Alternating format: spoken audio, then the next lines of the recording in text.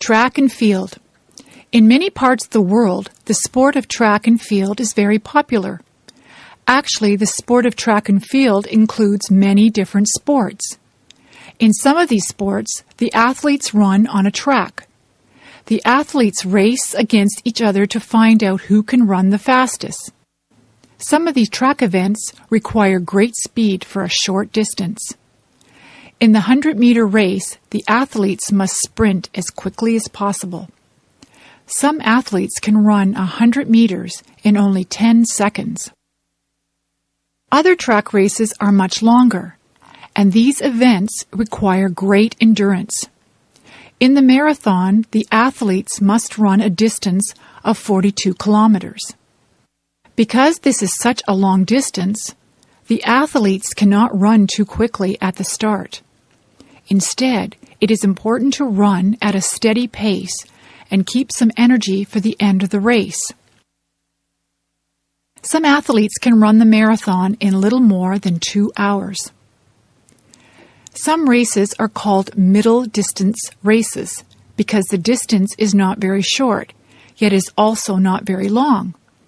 For example, the 1500 meter requires a mixture of speed and endurance. Some athletes can run the 1500 meters in less than 4 minutes. There are also some track events for people who use a wheelchair. Wheelchair athletes can race even faster than athletes who run. Some of the races on the track are for teams of 4 runners. Each athlete carries a small stick called a baton. After running a certain distance, the runner must hand the baton to a teammate, who then runs with the baton. To win this race, the team's runners must be very fast, but they must also cooperate very well with each other. In the field events, athletes compete by jumping or throwing. In the long jump, the athletes run up to a line and then try to jump as far forward as possible. In the high jump, the athletes must try to jump over a very high bar. Another field event is called the shot put. In this event, the athletes try to throw a heavy metal ball as far as possible. Yet another field event is called the javelin throw. In this event, the athletes try to throw a long spear as far as possible. Athletes who compete in the throwing events must be very strong. Both men and women compete in the sport of track and field. Many boys and girls enjoy track and field as part of their education in school. Those boys and girls who have much talent and who work very hard might someday compete in the Olympics. But for most people, track and field is just a fun and healthy way to get exercise and to make friends. Sport and television. There is little question that television has radically changed the sporting world. Television has done more than just make existing sports more accessible to a mass audience. It has argued that the very nature of sport and spectators' experiences of sport has been shaped by the medium of television. The first televised sporting event took place on May 17, 1939. A baseball game between 2 American schools, Princeton and Columbia, marked the beginning of a new era in sport. The first broadcast, however, was not of particularly high quality. Viewers could hardly see the players on the television screen, the technology at the time being of very low quality. In addition, very few people owned television sets at the time. Only 400 TV sets were in circulation, and the average cost of $600 made owning a set impossible for most people. This situation would soon change. Television as a popular and affordable medium grew rapidly in the 1940s and 1950s. By the end of the 1950s, American televised sport entered a golden age. It was during this period of time that major sporting organizations, such as professional leagues, and major amateur organizations, such as the International Olympic Committee, IOC, realized the benefits of television. Not only could TV make competitions available for a huge number of spectators, it could actually make money for these organizations. Television companies, in turn, could make money by attracting viewers and selling advertising space at increased rates. Television and sport entered what some observers call a symbiotic or mutually beneficial relationship. The business relationship developed between the American TV company ABC and the Olympic Games is a clear example of the TV sport symbiosis. In the 1960s and 1970s, ABC recognized the importance of using international sport to attract viewers. By being recognized as the Olympic network, ABC quickly rose from being the third biggest commercial network in the U.S. to being the leading network. At the same time, ABC paid higher and higher rights fees to the IOC, and the IOC in turn began to take a more commercial and professional approach to the Olympic Games. The ABC role model has paved the way for other television networks around the world. Today, television rights pay for the majority of Olympic Games expenses. The television and sport relationship has come a long way since the first Princeton-Columbia baseball game. Today, more people experience sport as spectators through the medium of television than they do as regular participants in sport. The television and sport relationship, then, presents a bit of a paradox. While on one hand it has made sport more visible for more people, it has perhaps done so at the expense of actual participation in sport. Michael Jordan. Michael Jordan is one of the most recognized sports figures in the world. To understand the breadth of his fame, it's probably best to think of Jordan in two senses, as a person and an athlete with incredible athletic prowess and skill, and as a cultural and media icon. The second way of thinking about Jordan is probably equal to the first. After all, it was his endorsement of dozens of commercial products, spots in movies, and in general, his commercially and market-produced image that made Jordan so famous worldwide. Jordan was born in 1963, one of three sons of a corporate executive. He attended North Carolina University from 1981 to 84 and was then drafted to the National Basketball Association's NBA Chicago Bulls. During the same year, he co-captained the USA basketball team to gold in the 1984 Summer Olympic Games in Los Angeles. Jordan's fame was quickly accelerated with the help of his agent and a marketing firm. After winning the NBA's Rookie of the Year distinction, Jordan quickly began signing a series of marketing contracts that would eventually create the iconic image known throughout the world. The most notable marketing endorsement contract came with Nike Corporation. Nike built much of its marketing and commercial strategy around Jordan in the 1980s and early 1990s. With his own line of Nike-produced basketball shoes and clothing, Jordan established himself as a marketable commodity. The relationship between Nike and Jordan would be a mutually beneficial one. It elevated Jordan to international prominence while helping push Nike to #1 status as world sports merchandisers. Jordan's athletic status was also aided by the fact that his was a career with relatively little controversy. Unlike many other superstar athletes, social and political controversies surrounding Jordan were rare, and when they did occur, these were minor. In 1992, he got himself into a bit of trouble when he did not allow his image to be used by the NBA for the licensing of leisure wear and memorabilia in the run-up to the Summer Olympic Games. In addition, once at the Games, Jordan, being contractually committed to Nike, refused to wear the official sponsor Reebok's warm-up suits. The issue was resolved when Jordan and his teammates wore the U.S. flag and extra-long lapels to cover the Reebok logo. In 1993, Jordan made a surprise announcement of his retirement from the NBA at the age of 30. He signed as a free agent to play Major League Baseball with the Chicago White Sox and played unsuccessfully, as it turned out, with the White Sox minor league affiliate. Jordan then made a brief comeback in the NBA, only to retire soon after. History will recognize Jordan not only for his athletic prowess, arguably the best the sport of basketball has ever seen, and for his iconic status in the later 20th century world of sports marketing and image production. On television. Nowadays, the issue of violence on television is often debated. Many people are concerned that the images of violent acts might cause the viewers to become more aggressive. Some of these people believe that there should be restrictions on violent television programs. Other people feel that individuals should be able to choose what they want to watch on TV.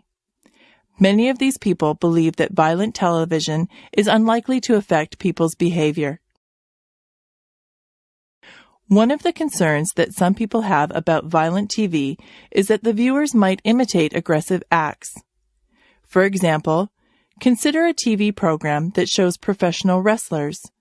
Some people believe that children who watch the program might copy the actions of the wrestlers and that this could lead to serious injuries. As another example, consider a TV program that shows people shooting guns at each other. Some people believe that viewers of such a program might be more likely to use a gun in their disputes with others. Another concern that some people have with violent TV is that it might make people less sensitive to the effects of violence. In other words, people who watch many acts of violence on television might no longer be shocked by violent acts. They might then become quite tolerant of the use of violence. Some people do not believe that violence on television is likely to have harmful effects. They point out that many terrible acts of violence occurred long before television. They also argue that people can tell the difference between television and real life. That is, they say that people are unlikely to imitate violent acts and are unlikely to become less sensitive to violence in real life.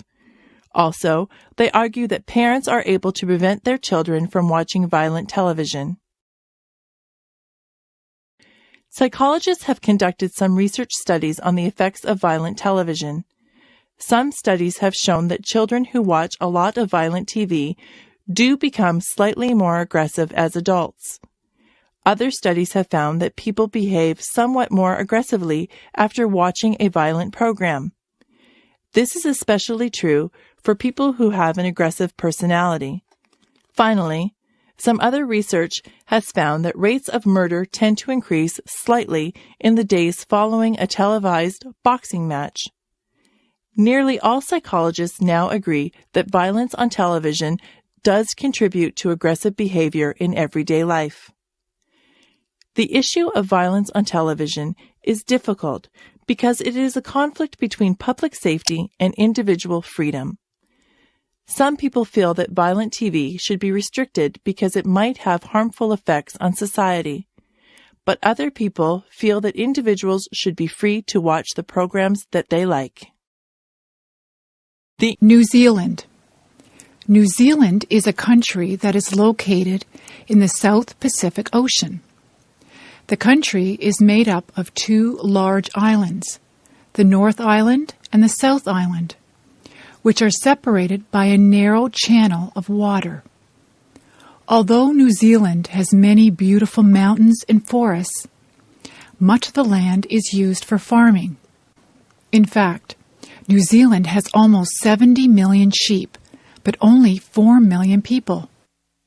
New Zealand's farms are also famous for their delicious fruit, especially apples and kiwi fruit. About 10% of the people who live in New Zealand belong to an ethnic group called the Maori. The Maori came to New Zealand by boats from small Polynesian islands. They arrived about 1,000 years ago and lived by farming, hunting, and fishing. About 200 years ago, many more people came to New Zealand. These people were from the British Isles, and they came to New Zealand to begin farms. Today, most of the people of New Zealand are descended from people who came from Britain. During the 19th century, some wars started between the Maori and the British settlers. After years of fighting, the two sides signed a treaty to end the wars. Today, the Maori have achieved equal rights, but there are still some disagreements about land ownership. In recent years, many more people have come to New Zealand, mostly from Asian countries and from other Pacific islands. There are 3 large cities in New Zealand. Auckland is the largest city, with more than 1 million people. It is located in the northern part of North Island. The capital city of New Zealand is Wellington. It is located in the southern part of the North Island. The largest city of the South Island is Christchurch. The cities of New Zealand are very modern and clean. Many tourists enjoy visiting the cities of New Zealand, but they also enjoy the beautiful countryside. New Zealand is an excellent place for outdoor recreation, such as climbing or walking. Most of New Zealand has a mild or temperate climate. The summer is not very hot, and the winter is not very cold. Because New Zealand is in the southern part of the world, summer begins in December, and winter begins in June. The South Island is cooler than the North Island, but both islands have similar amounts of rain. This rain gives the fields and forests of New Zealand a beautiful green color. Each year, many tourists visit New Zealand to experience the beautiful countryside and the interesting cultures of its people.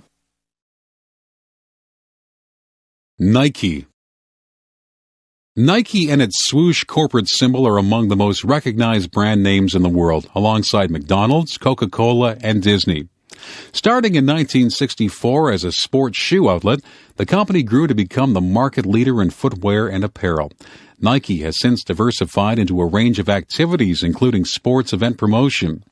Owned by Phil Knight, Nike has become synonymous with world-class sport, especially through its sponsorship of events and elite athletes such as Michael Jordan and Tiger Woods. Nike is so ever-present in the sports consumers' minds that a survey conducted during the Atlanta Summer Olympic Games in 1996 revealed an extremely high awareness of Nike, despite the fact that Nike was not an official sponsor of the Games. Nike's success has, to a great extent, been due to the fact that the company and its swoosh symbol have become ubiquitous in consumers' minds. Nike has even run television commercials without even mentioning its own name, being confident enough that the checkmark swoosh is more than enough to make the company known. Phil Knight has been the main inspiration behind Nike and its corporate direction. A competent, although not elite, middle-distance runner at the University of Oregon, Knight went on to Harvard Business School, where the Nike idea emerged out of a paper he developed for a class on entrepreneurship. Knight's former coach, Bill Bowerman, developed lightweight running shoes that became the new company's trademark in the early days. From these modest beginnings, Nike eventually grew to become the sports giant it is today. Ironically, part of Nike's status in the world of competitive sports merchandising has come from the attention it's received by critics. A short article published in the early 1990s in Harper's Magazine quickly mushroomed into an international outcry against Nike's practice of placing their factories in underdeveloped countries and paying workers below subsistence wages. Nike quickly responded to the criticisms with a number of tactics to either divert attention away from the criticisms, ones that Knight, interestingly, at first denied, or by acknowledging the practices but claiming Nike was cleaning up its act. In many cases, Nike has made an effort to create better working conditions for those in underdeveloped countries making shoes and other merchandise. However, the overall effect of Nike's changes is not known, and several groups around the world regularly check and often criticize Nike's labor practices. Nike's recent marketing extravaganzas include a $200 million U.S. deal with the Brazilian National Soccer Federation. It has been rumored that Knight's ego has much to do with Nike's marketing strategies. Some critics have suggested that Knight's hidden agenda is no less than controlling sports marketing and merchandising throughout the world. Nike's corporate headquarters in Oregon reflect these aspirations. Nike's buildings and surrounding grounds are constructed very much like a religious cathedral, only with elite athletes and Knight himself as the gods.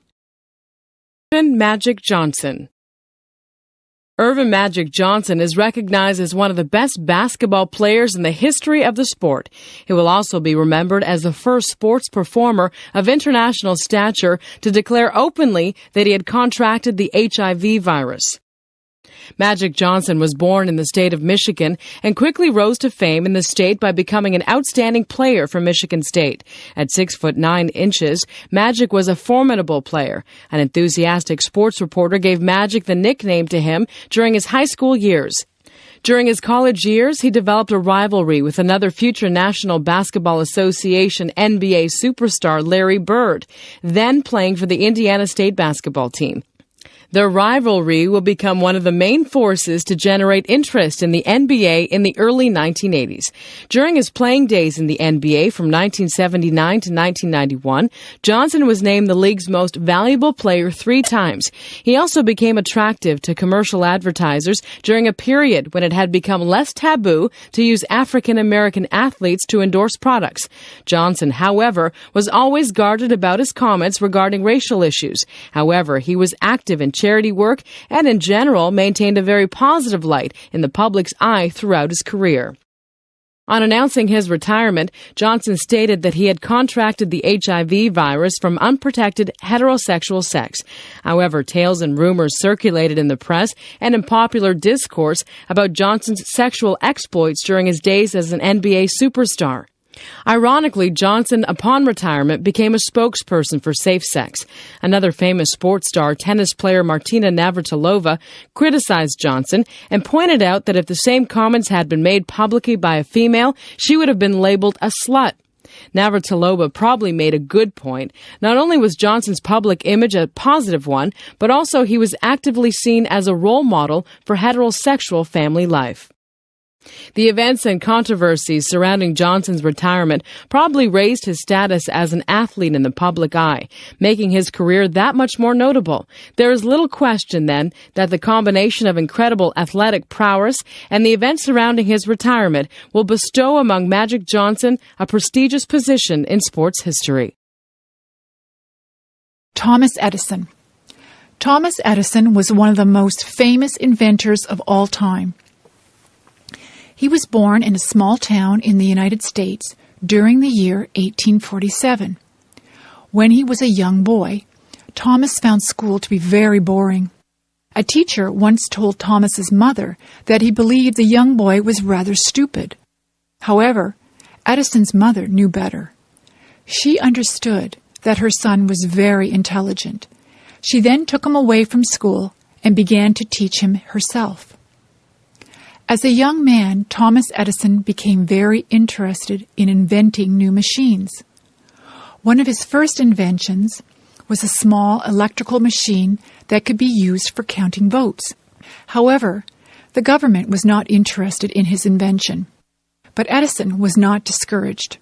He continued inventing, and his next invention was an electrical machine that could be used for recording the prices of stock. This invention was very popular and successful. Probably the most famous invention of Edison is the electric light bulb. Before Edison, there had been some electric lights, but these were very expensive. In 1879, Edison invented a new kind of light bulb that could shine for a long time. Within a few years, Edison's electric lights were used on the streets of cities in many countries. Soon after, people began using electric lights in their homes. Another invention of Edison's is no longer used today. That invention was called the phonograph. It was a machine that could be used to record sounds, such as music and conversation. When Edison invented this machine in 1877, it was the first time that anyone had been able to preserve sounds. Today, people do not use the phonograph anymore. Instead, they use compact discs or CDs to record music and other sounds. Edison also helped to improve some inventions that already existed. For example, he made improvements to the telephone and to the cameras that are used in making movies. However, Edison is most famous for his inventions, such as the light bulb and the phonograph. Edison lived to an old age, and he died in 1931. Although Edison was an extremely creative man, he believed that his success was due to many hours of hard work. He once said that genius is 1% inspiration and 99% perspiration. In other words, a successful person should have good ideas, but the most important thing is to work very hard. Inuit. Not many people would want to live in the Arctic areas of northern Canada, Alaska, and Greenland. In these places, the summers are very short, and the winters are extremely cold and dark. However, there are some people who have made this land their home for many generations. These people are called the Inuit. The word Inuit means person in the language of the Inuit, which is called Inuktitut. Before modern times, the Inuit had to survive by hunting. Because their homeland was in such a cold northern place, the Inuit could not make a living by farming or by gathering plants. Many of the animals that the Inuit hunted are mammals that live in the water. For example, the Inuit used boats to hunt whales. Also, they hunted seals by waiting for the seals to rise to the surface of the water. Sometimes, the Inuit would hunt land mammals such as polar bears.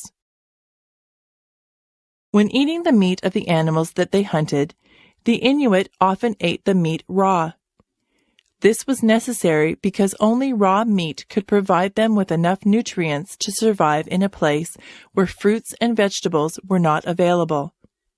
In previous times, the Inuit were known as the Eskimos, which means people who eat raw meat. However, the Inuit did not like this name.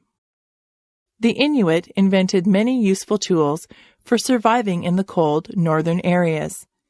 They sewed warm clothing from the furs and skins of the animals they hunted. For transportation, they used dogs, which could pull them in sleds across the snow. For making heat and light, they used lamps that burned the fat and oil of whales. The Inuit were famous for their houses made of snow, which were called igloos. The igloos were made by cutting blocks of snow and then using these blocks to build a small, round-shaped house. People could enter or exit the igloo through a narrow tunnel. In recent decades, the Inuit have had much contact with the modern world. Inuit children now attend schools, and Inuit adults work at a variety of occupations. In some ways, the Inuit have found it difficult to adjust to the changes from their traditional ways, but the Inuit are meeting this challenge. In Canada, there is a new territory in the far north called Nunavut, where most of the people, including the leaders, are Inuit. The Inuit are famous for their beautiful artwork. In particular, Inuit carvings or sculptures are known for their excellent quality.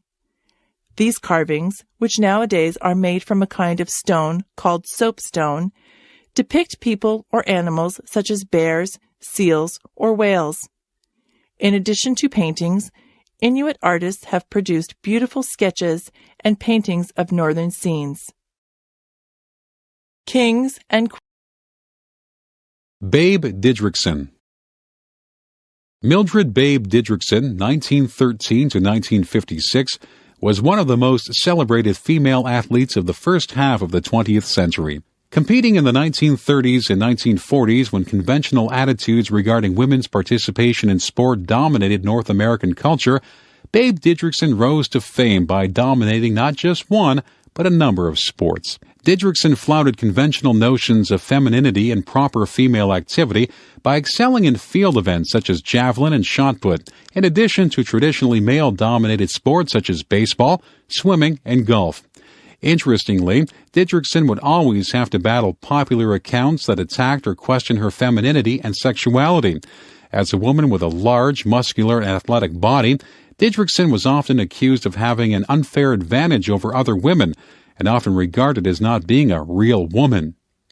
Born in the state of Texas, Didrikson rose to athletic fame quickly, representing the USA in the 1932 Olympic Games in Los Angeles, where she won and set records in the javelin and 80-meter hurdles.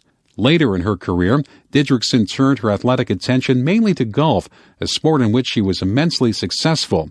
Interestingly, however, Didrikson tired of the popular innuendo regarding her unfeminine appearance and made a conscious effort to change her image in favor of a more traditionally feminine one. She donned dresses and makeup in place of her sweatpants and makeup-less appearance. Didrikson's controversial career underwent a twist when she fought the American Athletic Union, AAU, which had stripped her of her amateur sports status after she allowed her image to be used in endorsements for cars. When offered amateur status reinstatement, Didrikson refused, challenging what she believed to be the AAU's antiquated rules and regulations. Aside from her incredible athletic accomplishments, Didrikson is an important historical figure because of the challenge she made to the male-dominated institution of sport. Didrikson challenged those within the institution of sport to question gender values at a time when the political environment made it difficult to do so. Didrikson prefigured by several decades the challenges to sport made by other female athletes, such as Billie Jean King, Martine Navratilova, and Florence Griffith Joyner. Didrikson forced a re-examination of the meaning of sports, making many aware of the social and political importance of an institution typically not thought of as such. The Dubbin Inquiry. The Dubbin Inquiry was a Canadian federal government inquiry into the state of amateur sport in Canada, more specifically into the use of performance-enhancing drugs by Canadian athletes. The inquiry followed in the footsteps of Canadian sprinter Ben Johnson's disqualification in the 1988 Seoul Olympics. The inquiry was named after Charles Dubbin, a Canadian judge who presided over the proceedings. Johnson won the Olympic men's 100-meter final in a world record time of 9.79 seconds. However, his post-race mandatory drug test was positive. Johnson was found to have taken the steroid stanozolol. The subsequent stripping of Johnson's gold medal turned into probably the most famous case of drug use in the history of sports. It also sent shock waves rippling through the Canadian sports establishment, with various members of government and the sport bureaucracy pointing fingers at each other. Many observers of the sports establishment around the world followed the Dubbin Inquiry and the Johnson case. Several countries were dealing with a growing problem of their own athletes using drugs to enhance performance, so the results of the inquiry were eagerly anticipated. The inquiry heard testimony from a large number of athletes, coaches, sports administrators, and others.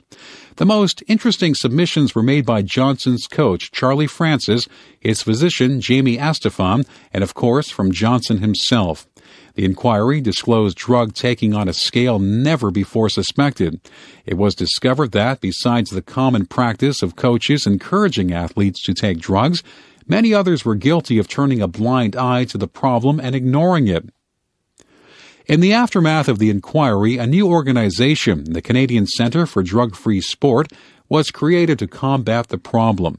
This organization has taken various measures in its attempt to combat drug use by Canadian athletes.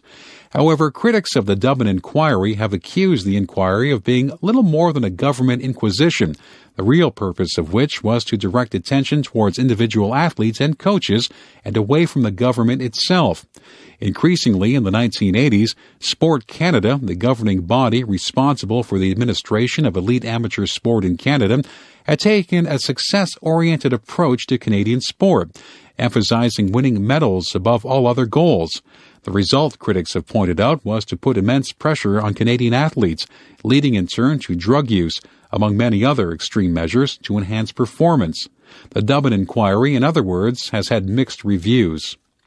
A further indication of the effectiveness of the Dubbin Inquiry can be seen in the state of Canadian sport since the inquiry.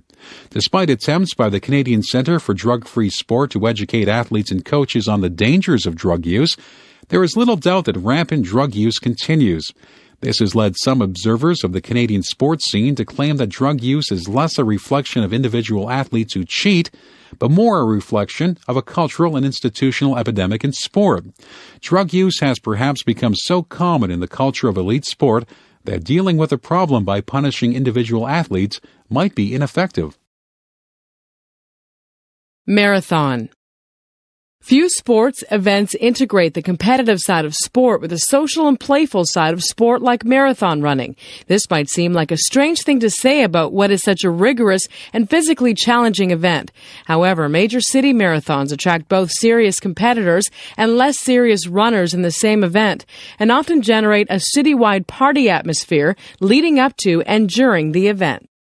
The competitive marathon was introduced as part of the modern Olympic Games in 1896. The purpose of the event was to mimic the ancient Greek Games, despite the fact that no such event was held in ancient Greece. However, according to legend, in 490 BC, a Greek soldier ran from Marathon to Athens to take news of a Greek military victory over the Persians. The runner collapsed with exhaustion and died. Interestingly, the first winner of the modern-day Olympic marathon in Athens, Greece, was Spyridon Lous, a Greek runner. As the 20th century unfolded, major track and field meets integrated the marathon into their schedules. However, the marathon grew in popularity due mostly to the emergence of several urban-based marathons. Some, notably the Boston Marathon, had been around for decades. However, many new ones emerged, especially in the 1970s and 1980s. The emergence of these popular races coincided with the late 20th century boom in sports and exercise industry. As a result, the sport of running took off. Also, lasting images from top international competitions began to attract people to marathon running. In the Olympic marathon in 1952, Emil Zatopek won the race after having competed and also won in the 5,000 and 10,000 meter races. In 1960 and 1964, Ethiopian Abibi Bikila won the marathon, making himself a national hero. Images of Bikila running barefoot in his first victory in 1960 are ingrained in most serious marathoners' minds. Women entered marathon running in the 1960s and 1970s, although their participation was met with great resistance. While women had run marathons for decades, the first recorded time came in 1926 by Violet Percy. It was Kathy Switzer's run in the 1967 Boston Marathon that was one of the most important symbolic runs for women. In the middle of the marathon, a Boston official spotted Switzer running and tried to yank her off the course. Switzer and fellow supporters resisted, and she went on to finish the race. Switzer's effort motivated other women to take on marathon running, and the participation rose, although slowly. It was not until 1984 that the women's marathon was included in the Olympic program. Today, major city marathons in Boston, New York, London, Berlin, and cities around the world make the race one of the most attractive, participatory, and spectator amateur sports events in the world. Queens of England. Today, in the early 21st century, most countries no longer have kings and queens. However, some countries have remained as monarchies, including England and its former colonies. However, even in these countries, the monarch is a ceremonial figure who no longer has any real power over his or her subjects. These countries are called constitutional monarchies because they are democracies in which the monarch remains the official head of state. Many years ago, the kings and queens of England did have real power, but gradually this power was transferred to the people and their elected officials. It is interesting to examine how this transition occurred. Even in very early times, the King of England did not have absolute power. He was the most powerful man in the country, but he could not entirely force his will upon others. If he became too demanding, he might face opposition from powerful local landowners. These men, called the barons, might resist a king who tried to become too strong. This is exactly what happened in the year 1215. The King of England had made many unreasonable demands upon the country, and the barons decided to resist. They forced the king to agree to a list of rules that would limit his power. These rules were written in a famous document called the Magna Carta. This document described not only the rights of the barons, but also of the common people of England. During the next few hundred years, the kings still had much power. However, Some other people, such as the landowners and the richer men of the towns, also had influence. Their meetings became known as parliaments, and the king had to share power with the parliament. During the 1640s, one king tried to rule without parliament and tried to take away the rights of parliament. This led to a civil war, and the king was defeated. England soon became a monarchy again, but it became clear that Parliament would have more power than the king. Until the 20th century, the parliaments of England became more democratic as more and more people were allowed to vote. Today, England still has a constitutional monarchy, but not all English-speaking countries recognize the English Queen. For example, the United States became an independent country over 200 years ago and has become a republic ever since. In some countries, there is a debate about the future of the monarchy. Canada, Australia, and New Zealand still recognize the Queen of England as their own queen, even though those countries are no longer governed by England. Many people in those countries want to abolish the monarchy. They believe that their countries should now have their own head of state. On the other hand, some people in those countries want to keep the monarchy because it reminds them of their country's early history. This is an ongoing topic of debate for Canadians, Australians, and New Zealanders. Alcohol.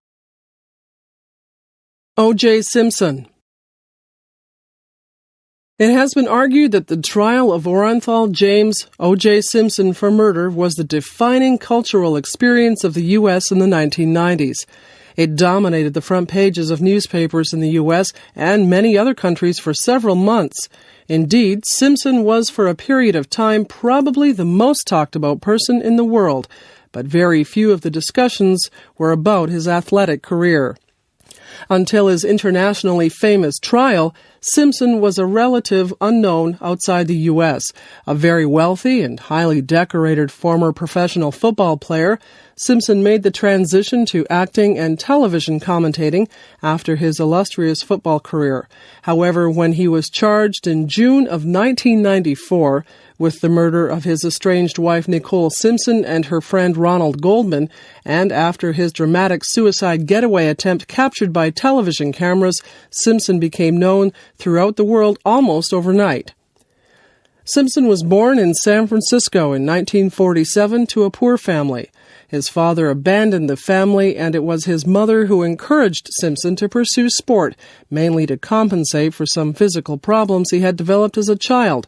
Simpson became a solid baseball and football player early in his life and went on to enroll in the City College of San Francisco, where he continued to play impressive football. With offers from over 50 other universities to play football, Simpson went to the University of Southern California. There, he played out a distinguished college career and earned himself the 1968 Heisman Trophy for a top college player in the U.S. Simpson began his professional career by dropping out of school before graduation and immediately signed a 3-year endorsement deal with Chevrolet for $250,000. Drafted by the Buffalo Bills in 1969, the first few years of Simpson's professional career were undistinguished ones. However, from 1972 on, a new coach for the team made Simpson the central figure in the team's offense. As a result, Simpson would go on to shatter several running records in the National Football League. At the conclusion of his career, Simpson was inducted into the Professional Football Players Hall of Fame. After his professional football career, stories about Simpson's alleged abuse of his wife began circulating. Nicole Simpson made the first call to police after an incident at a 1989 New Year's Eve party in which Simpson was fined $200. Over the next few years, Nicole would make 30 emergency calls to police, none of which led to formal charges. After the incidents surrounding Nicole's death and Simpson's subsequent flight from police, an exhaustive months-long trial ensued, leading to Simpson's famous acquittal. More than just a murder trial, however, O.J. Simpson's trial highlighted the racial tensions in the U.S. In fact, history will undoubtedly remember Simpson more for his trial than for his illustrious football career. Arthur Ashe. Arthur Ashe, 1943 to 1993, was one of the most exceptional tennis players in the history of the sport. Born in Richmond, Virginia, Ashe served in the United States Army and had a good early amateur career. By the end of his life in 1993, Ashe was recognized not only for his tennis, but also for his political campaigns on behalf of racial equality in the United States, Haiti, and South Africa.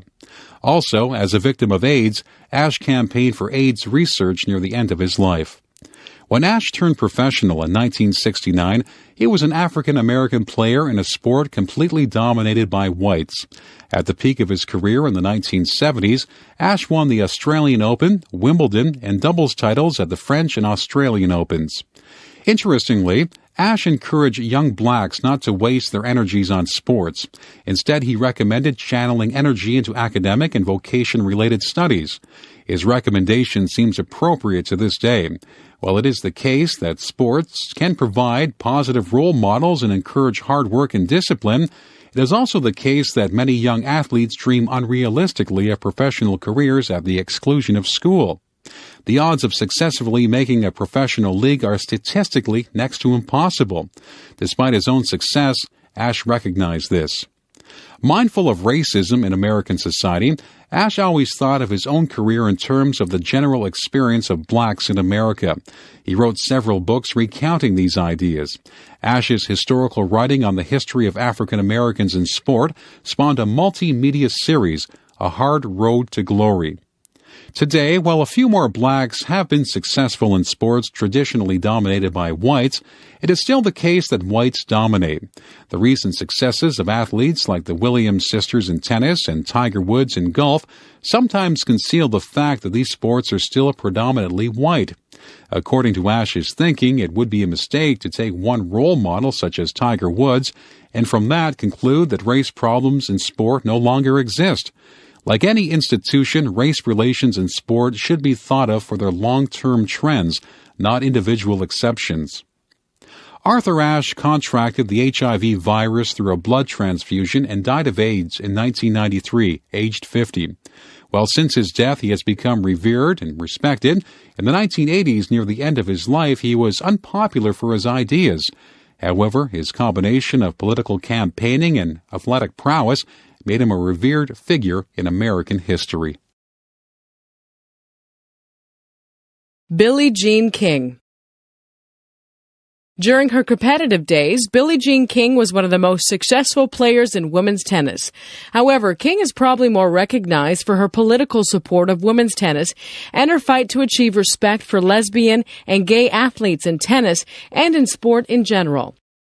Born in Long Beach, California in 1943 as Billie Jean Moffitt, she began playing tennis at the age of 11. King learned the game playing on municipal courts rather than the route most successful players take in tennis in the private clubs. When King began competing in the elite levels of tennis, the sport was strictly amateur. She first entered Wimbledon in 1961, and only 2 years later, she advanced to the final. She won her first Wimbledon title in 1966 at the young age of 22. Her first place prize for winning was a $60 gift voucher for Harrods department store. By the end of her remarkable career, King would amass a remarkable 39 Grand Slam titles. Although women's tennis was amateur, King and a few other players began arguing for professional status. Indeed, King's competitive performances and training regimen took on a very professional tone. In fact, it was King and not men's player John McEnroe who started the practice of arguing against umpires' decisions on the court. Although it's the latter player who is better known for such antics. King's training and competitive practices made her a truly modern and professional player, but they also cost her much public support.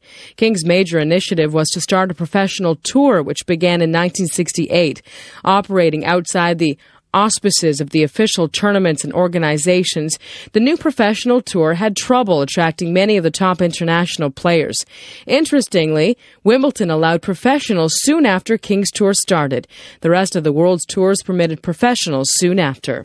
Among King's other major political initiatives, she aligned herself with the pro-abortion movement, Title IX legislation in the U.S., the purpose of which was to equalize girls' and women's funding and education.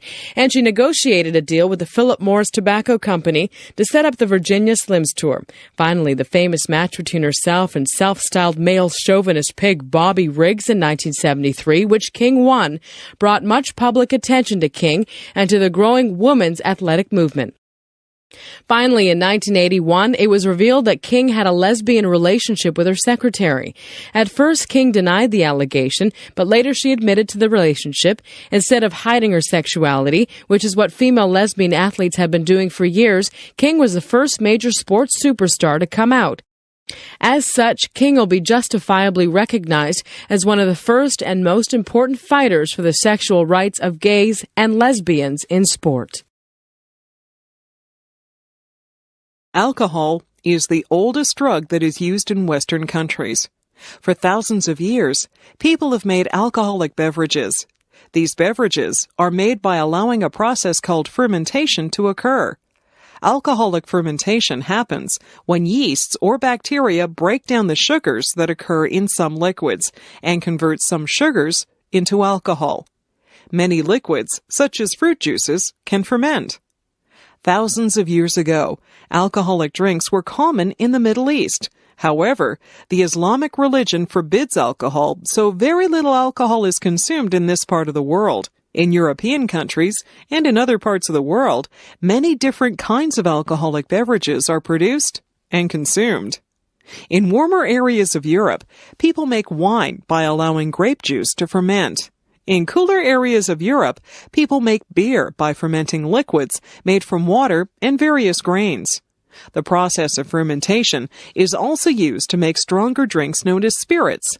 These drinks include vodka, whiskey, and rum. The techniques for making good wine, beer, and spirits have been developed over hundreds of years and require scientific precision. Some people have developed a great appreciation for well-made wine, beer, or spirits and have become experts about the many different varieties of these beverages. Many people appreciate the taste of alcoholic beverages, but many also enjoy the feelings that alcohol causes. Alcohol belongs to a category of drugs called depressants because it depresses the central nervous system, causing a person to feel less inhibited or restrained. Many people enjoy this feeling, but when a person drinks a lot of alcohol, he or she loses coordination, balance, and judgment. Speech may become unclear, and the person may speak too much. Some people become aggressive or depressed. When a person is under the influence of alcohol, the person is said to be drunk. One of the problems that can result from alcohol consumption is known as drunk driving. Some people try to drive a car after having consumed alcohol, but this is extremely dangerous. Each year, thousands of people are killed by drunk drivers who lose control of their cars. In recent years, attempts have been made to reduce this problem by public education campaigns and by strict laws and punishments. If you drink, don't drive. Another problem associated with alcohol is addiction, and it's known as alcoholism. Some people drink so frequently that they develop a psychological addiction to alcohol. This problem can have terrible consequences for a person's health, personal relationships, and career. Alcoholic beverages are firmly a part of Western culture, and of many other cultures also. On one hand, drinks provide many people with much enjoyment and appreciation. On the other hand, alcohol is a drug that can be abused, leading to accidents and addiction. Tiger Woods. FIFA. Created in 1904 with 7 member nations, FIFA, Fédération Internationale de Football Association, is the international governing body of soccer. Soccer is the most widely watched and played game in the world. FIFA organizes the World Cup, which takes place every 4 years. In many ways, the development of FIFA follows the organization of the sport of football, soccer itself. At the start of the 20th century, it was primitive in its organization and loosely structured. However, by the end of the century, FIFA had affiliations in all 6 continents with over 170 member countries. Alongside the International Olympic Committee, FIFA is the largest sports organization in the world. At the time of FIFA's creation, soccer had gained a following in several countries, in large part due to British settlements. It was not until 1863 that the sports of soccer and rugby were formally separated in England.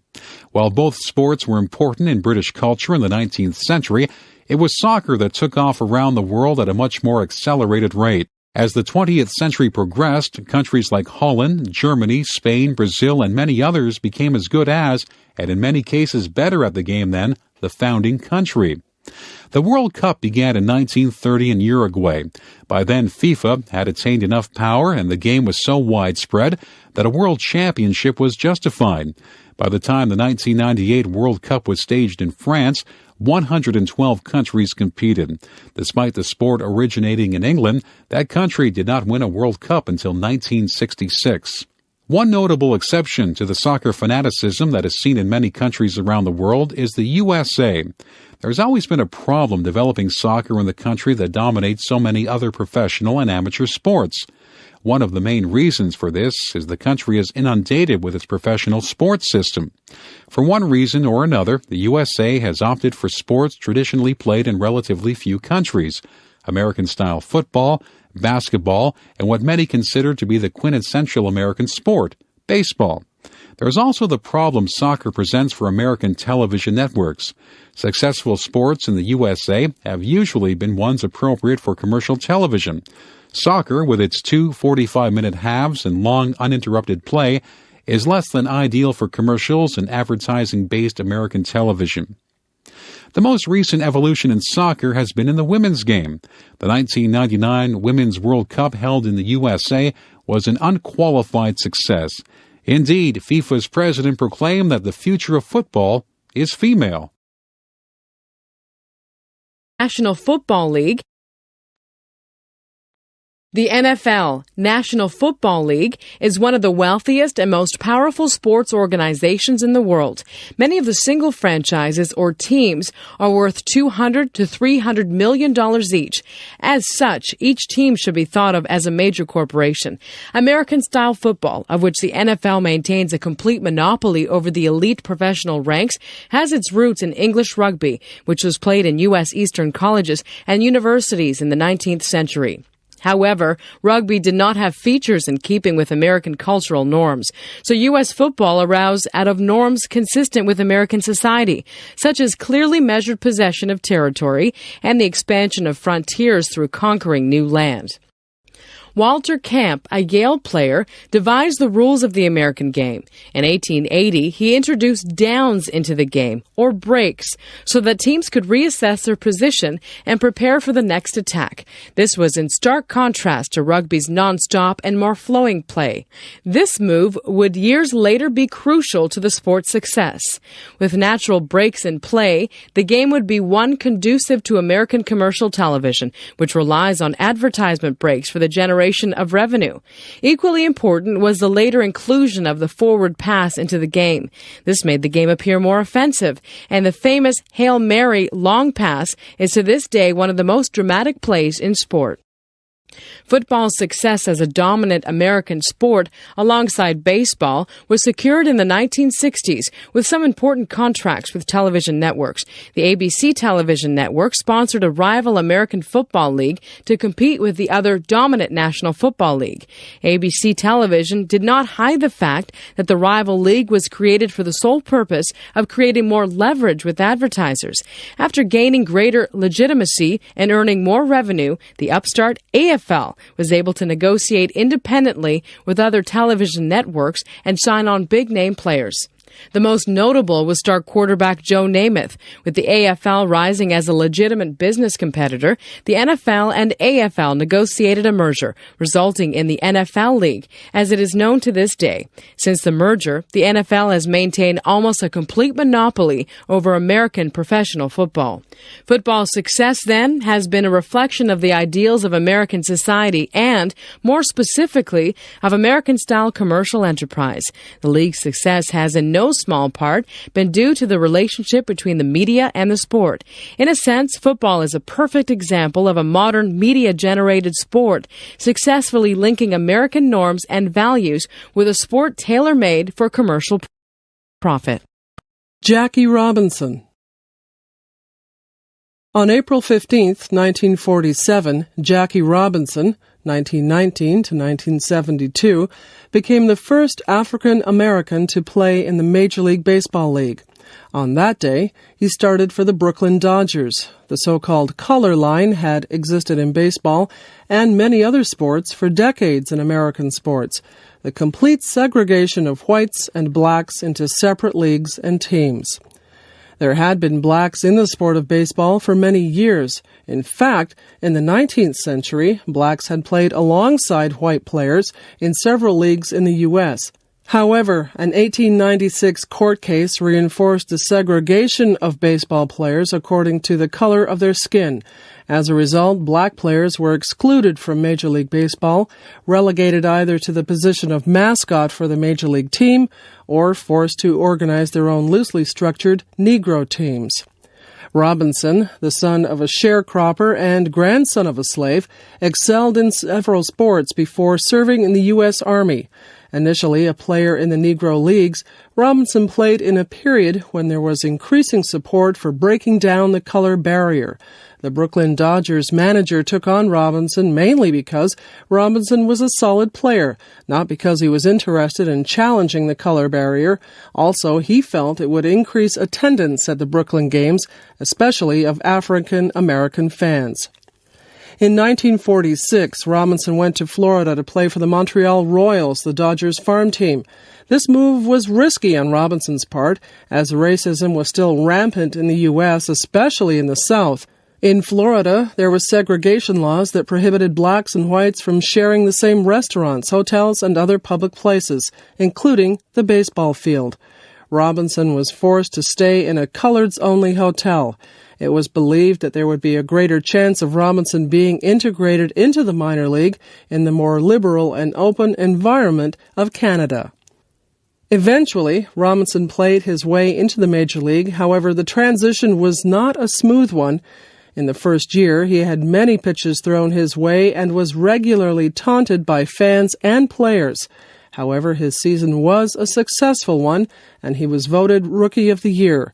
Robinson's Major League career lasted 10 years. Despite his initial success in breaking the color line in baseball, it would take many decades before there would be complete acceptance of black players. To this day, there is underrepresentation of blacks in management and coaching positions in baseball. Robinson died in 1972. His headstone bears an epitaph that he wrote, "A life is not important except in the impact that it has on other lives." Woods. One of the most dramatic moments in golf occurred on April 13, 1997. On that day, Eldrick Tiger Woods, at the young age of 21, won the prestigious Masters Golf Tournament. Not only was Woods the youngest ever to perform the feat, Woods' score of 270 set a record for the tournament. His victory was also seen by many as a symbolic victory over years of racism in the sport of golf and U.S. society in general. Woods' victory in 1997 came just 2 days after the 50th anniversary of the day American baseball players broke the color barrier in professional baseball. Also, Woods' victory came in a sport long recognized for racial exclusion. The Augusta National Golf Club excluded blacks from playing in the Masters tournament until 1975, and the Professional Golfers Association only removed its Caucasians-only rule in 1961. Woods was born in the state of Florida in 1975. He rose to fame quickly, winning the U.S. Amateur Tournament from 1994 to 1996. National Collegiate Athletic Association champion in 1996, and U.S. Junior Championship from 1991 to 1993. In the first year that Woods turned professional, it is estimated that over $650 million U.S. in extra revenue was generated in golf. Television ratings soared in the sport, and the Professional Golfers Association negotiated huge contracts with American television networks as a result of Woods' fame. Woods has also negotiated record-breaking private sponsorship deals with major firms such as Nike, Buick, Titleist, American Express, and many others. In fact, Woods negotiated deals in the millions even before he turned professional. Truly an international sports celebrity, Woods sees himself as someone destined not only to be a great athlete, but also a person who will have some significant social or political impact on the world.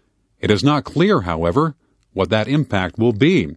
But there is little question that he will be one of the, if not the, richest athletes in history. Woods is destined not just to be a multi-millionaire, but a billionaire. Heralded by some as the first black champion in a traditionally racially secluded sport, he has also been received more cautiously by those who see the limitations of using black sports stars as role models for youth. Only a tiny fraction of African Americans have even the remote chance of becoming sports stars in any sport, especially golf. The odds, in fact, are so small that there is a much greater chance of winning a lottery. However, by some accounts, as many as 80% of African American youth aspire to make a living from playing sports. Meanwhile, 45% of African American children live below the poverty line in the U.S. If the trajectory of Woods' career continue on its current path, it is possible he will satisfy his father's wishes for Tiger, to make an impact on the world. It will be spiritual and humanitarian, and it will transcend the world of golf. Globalization and sport. One of the most recognized and widely debated terms in recent times is globalization. While there is little consensus as to what it actually is, there is little doubt that the world has in one way or another become more interconnected. Mass communications and transportation technology, in addition to the rise of transnational corporate culture, have combined to produce a new global culture. At the same time, sport has become one of the most recognized elements of global culture. In fact, it has been claimed that there are no other events in the world that attract the attention of more people around the world than sports events, especially the Olympic Games and the World Cup football soccer tournament. It is difficult to think of other events that attract the world's attention in the same manner as sport. Global themes infuse international sporting events in several ways. One of those ways is in advertising. Major transnational corporations using major events like the Olympic Games advertise with global themes and images. In addition, media coverage of major events often emphasizes national and international themes. These themes can be both positive and negative. For example, sport can reinforce international cooperation and cultural learning, but it can also be used to reinforce themes of aggressive nationalism and create tension between countries. This was clearly the case during the Cold War from World War II to the late 1980s, in which West Bloc and East Bloc nations regularly did battle at the Olympic Games. More recently, additional global themes have appeared. The international immigration and movement of athletes is one theme. Increasingly, professional and elite amateur athletes are attracted to other. Football, soccer, is one sport that practices athlete immigration frequently. Many professional teams in Europe, for example, have many players from outside the team's nation. An additional global theme that has appeared lately is sport used for international advertising and marketing. Sport provides a very useful device for transnational marketing and advertising because the symbols provided by sport are often recognizable internationally, and sport provides many of the themes and images important to advertising: speed, strength, competition, perseverance, and so forth. Many corporations such as IBM and Coca-Cola regularly use sport to advertise their products, even though these corporations don't sell sport-related products directly. Some critics have claimed that major international events such as the Olympic Games are being used less for international understanding and cultural sharing as they are for making big corporations a lot of money. While it is clear that the sport-related images and symbols used by these corporations are recognized worldwide, it It is not so clear what positive benefits are accrued from this. In any case, there is little doubt that sport will continue to play a vital role in the globalization process. International Olympic Committee. The International Olympic Committee, IOC, was formed in 1896 to govern the organization and development of what were understood to be a modern version of the Greek Olympic Games. Its first president was Dimitros Vikalis, a Greek, and its secretary was Frenchman Pierre de Coubertin. De Coubertin's energy and his vision have been the true inspiration behind the modern Olympic movement. The IOC has effectively governed the Olympic movement for over 100 years. However, that period of time has seen many conflicts and controversies within the IOC and in the Olympic movement as a whole. At first, the main obstacle de Coubertin faced to creating an international Olympic movement was the lack of organization of sport internationally. Early sports organizations, most of them amateur, had trouble organizing their own sports and leagues nationally. As a result, cooperating with the IOC internationally was an extreme challenge.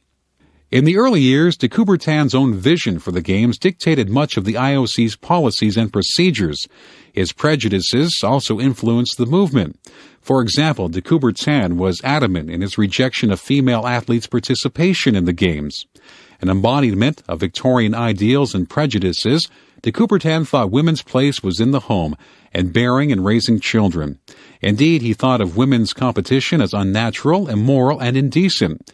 As a result of de Coubertin's powerful position within the IOC, it would take many years to have women participating in any significant way.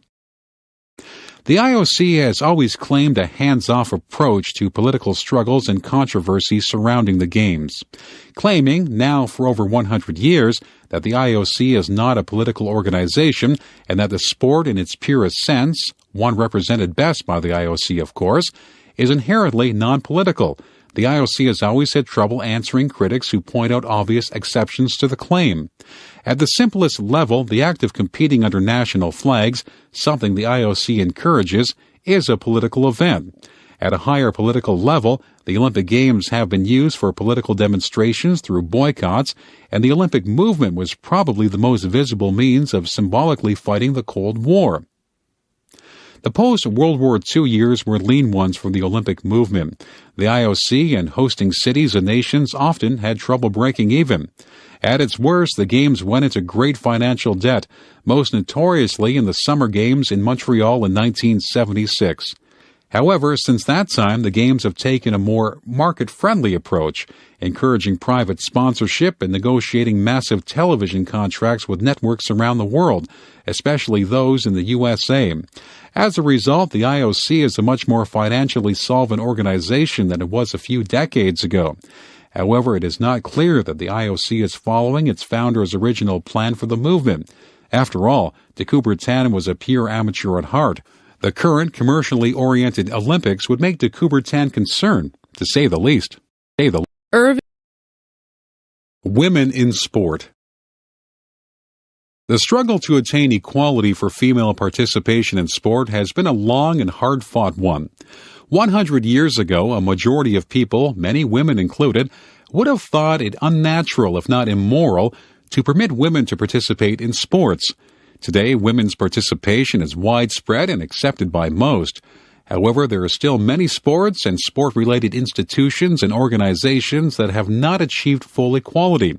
Some sports, such as football or boxing, encourage very little female participation, although even these so-called masculine sports are changing. Women's boxing, for example, will probably be included in the Olympic Games by the end of this decade. In the late 1800s and early 1900s, when sports and physical education programs were first organized in North America, women were forbidden from participating for so-called scientific or medical reasons. Physicians as a group often spoke out against female athleticism, using the argument that physical activity would damage reproduction. Others claimed that it was quite simply unnatural for women to participate in sports. Little real evidence was provided to support these claims. In truth, the so-called evidence was more a reflection of physicians' cultural assumptions about women's place in society in general. The 1920s and 1930s witnessed a short golden age in women's sports. Individual athletes and teams or leagues formed to support female athletics. Track and field, tennis, softball, programs in physical education, and other activities were encouraged, at least for those women lucky enough to have the time and money to participate. There was even a women's Olympic Games movement in the 1920s and 1930s. At one point, the regular Olympic Games organized by the International Olympic Committee, IOC, became concerned that the Women's Olympics would gain enough power to challenge the superiority of the IOC's Olympics. As a result, the IOC included a few more women's events in their games, although not many. The golden age of women's sports was followed by a long drought. The post-World War II era was one of very conservative traditional family values in North America. However, in the 1970s, the current boom in women's sports began. One of the driving forces in the movement was East Bloc countries, particularly the Soviet Union and East Germany, both of which encouraged female athletes at the highest level, the Olympic Games. Female athletes with strong and muscular bodies emerged on the international sports stage. At first, this raised concern among the male-dominated sports establishment. However, after years of struggle, the muscular and strong female athletic body has become common in international sport. In the late 19th century, the founder of the modern Olympic Games, Pierre de Coubertin, said that the sight of women participating in sport was an affront to the human eye and unnatural. We've come a long way since then. Bjorn Borg. The professional career of tennis player Bjorn Borg was one of the most interesting ones in recent sports history. Borg's success in his sport came at an early age. Borg won Wimbledon when he was only 20 years old. However, by the time he was 26 and in the prime of his career, Borg inexplicably retired from professional tennis. Borg, who began playing tennis at the age of 9, was the number one ranked junior player by the age of 14 and had won the Italian and French Open titles at the age of 18. These were the first of several major championships won by Borg in the late 1970s and early 1980s. Probably his greatest achievement was a winning streak at Wimbledon that spanned 5 years. Between the years 1976 and 1982, Borg enjoyed almost complete dominance in competitive tennis. His retirement in 1983, then, was a bit of a puzzle. Although his tennis skills waned somewhat in the previous year, he was still one of the top players on the tour and only 26 years old. Even stranger was the fact that Borg refused to reveal the reasons for his retirement. Following his retirement, Borg encountered a number of personal problems, which kept him in the media spotlight, even though he was no longer playing competitive tennis. 5 years after his retirement, an emergency hospital procedure saved his life. While Borg claimed he had food poisoning, it was suspected he had a barbiturate overdose. In 1991, Borg attempted to make a comeback on the professional tennis tour, only to fail miserably. His insistence on using a wooden racket at the time, when all of the world's top players were using synthetic fiber rackets, didn't help matters. At the same time, Borg's second wife attempted to commit suicide, and the couple divorced in 1993. Eventually, Borg disappeared into obscurity, and there is little news of his life today. These sad stories about the latter part of his career aside, Borg was an important figure in modern tennis history. He was the sport's first modern media star and icon. Teenage girls conferred upon him a status comparable to a rock star. His face adorned T-shirts and other merchandise, making him the most marketable tennis player in history. Borg's career was a catalyst for Swedish tennis players. Those who followed in his footsteps and held him up as their hero included tennis stars Mats Wilander and Stefan Edberg. Perhaps most important of all, Borg gave to the sport of tennis a degree of showmanship, visibility, and marketability that was used as a role model for the sport in future decades.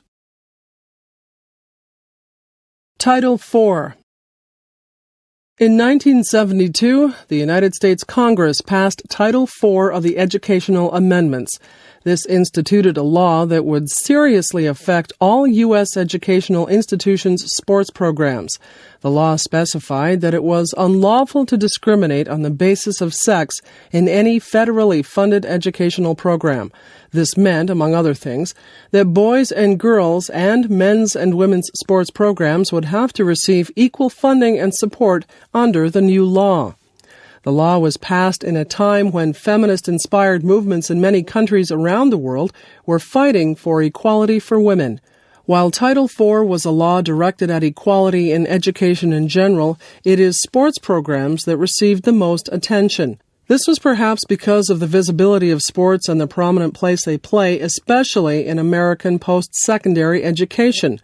Initially, Title IV met with mixed reviews. Especially vocal in opposition to the law were those who had a lot invested in men's sports programs in the bigger educational institutions. Also, those that had administered male sports programs for years felt that the changes necessary to conform to Title IV's standards would be difficult and expensive.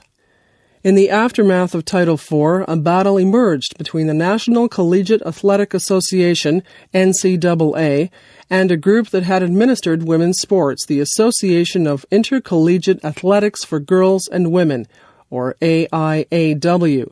The NCAA had avoided equalization for years, being devoted almost exclusively to men's sport.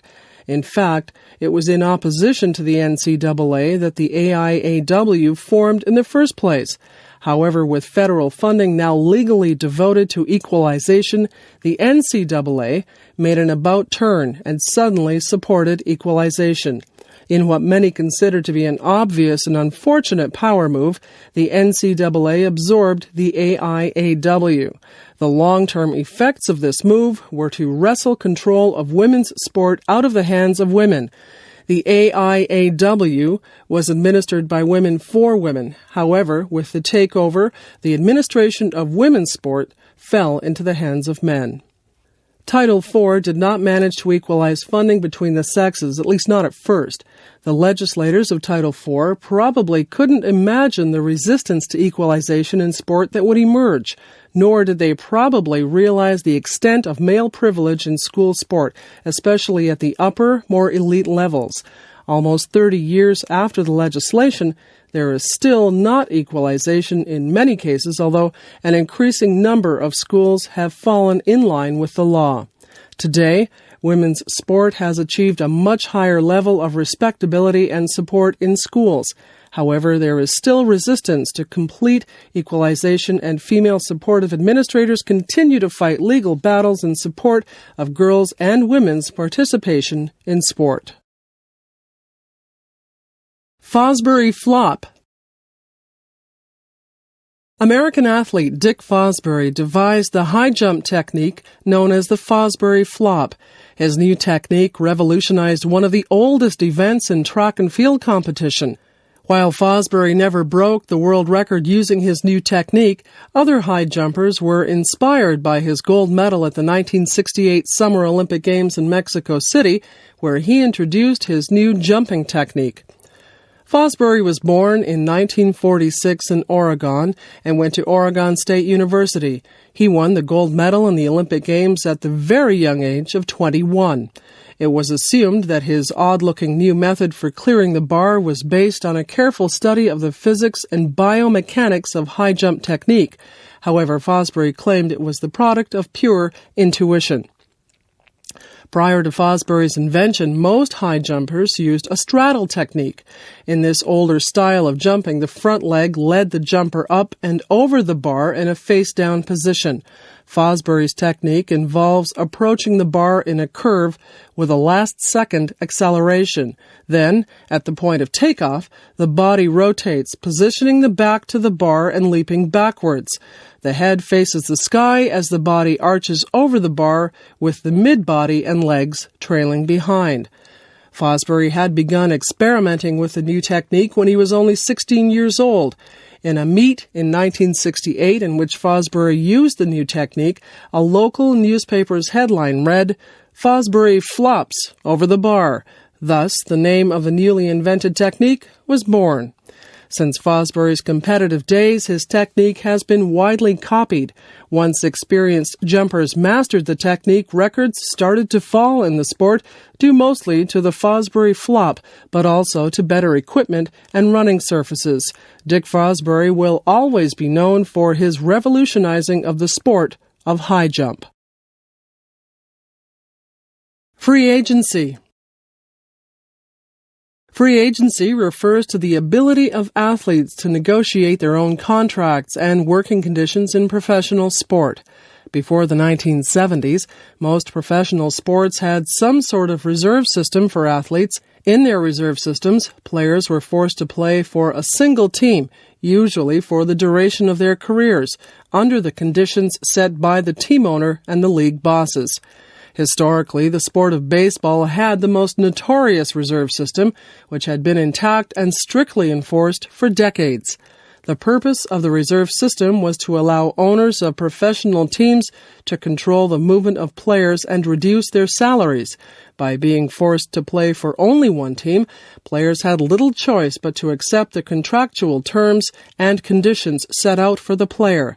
The player, in short, did not have the freedom to offer and negotiate his services on the open market, as is done on all other industries. This significantly reduced owners' payroll expenses and increased profits greatly. In North America, the major professional leagues in the sports of baseball, football, hockey, and basketball all had some form of reserve system. Flood did not win the case. A series of subsequent legal decisions made it apparent that baseball owners had unreasonable control over their laborers, the players. The Baseball Players Union became more militant as a result of the Flood case. In 1976, a court decision granted players free agency and the right to negotiate the conditions of their labor services much more freely than they had in the past. The move to free agency changed the character of the relations between professional sports clubs and their owners. Previously, owners worked or colluded together to limit the movement of players. Professional sports clubs acted like a well-organized club. Free agency meant a more competitive environment for players, and, of course, players' salaries have risen substantially as a result. Today, sports fans often complain that players' salaries are too high. While certainly at times it seems difficult to justify the huge salaries of today, it should be kept in mind that before the current era of free agency and big contracts, players barely made a subsistence wage and often worked under conditions of servitude. The situation now might be less than perfect, however, it's certainly a vast improvement over the pre-free agency days.